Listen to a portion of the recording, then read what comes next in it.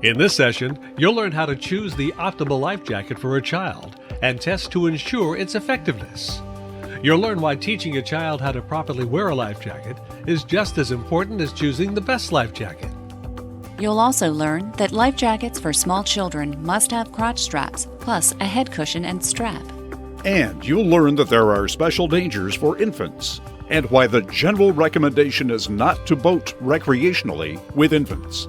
What problems are we trying to avoid? Not checking relevant state laws, which contain different requirements regarding children wearing life jackets. Not realizing that child life jacket approvals are based on a child's weight and not checking the user weight on the label or approval statement. Failing to test a child's life jacket immediately after purchase, for example, in a swimming pool, with the specific child who will be wearing the life jacket. Or assuming that just because a life jacket works for one child, that it will work for another in the same way. So, how do we do it right? To work right, a life jacket must fit snugly. To check for a good fit, pick the child up by the shoulders of the life jacket to ensure that his or her chin and ears cannot slip through. If one does not work well, try another style.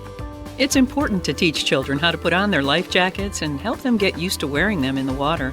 In addition to checking for proper weight range and comfortable fit, ensure a stable face-up position in the water. Be aware that children panic when they fall into the water suddenly, making body weight distribution a special challenge.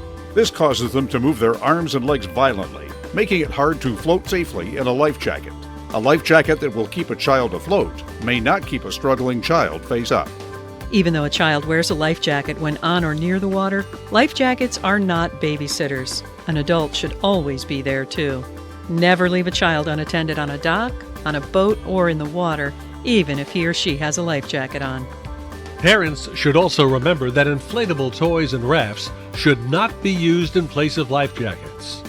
And that life jackets for small children must have crotch straps, plus a head cushion and strap. Finally, while many infant car seats are approved for use in automobiles, these would sink rapidly if an infant fell overboard while seated in one, and therefore car seats should never be used on boats.